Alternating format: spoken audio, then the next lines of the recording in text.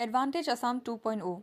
Assam's Premier Investment and Infrastructure Summit 2025 held on February 25th and 26th in Guwahati. Inaugurated by Prime Minister Narendra Modi, the summit underscores Assam's pivotal role in India's economic landscape.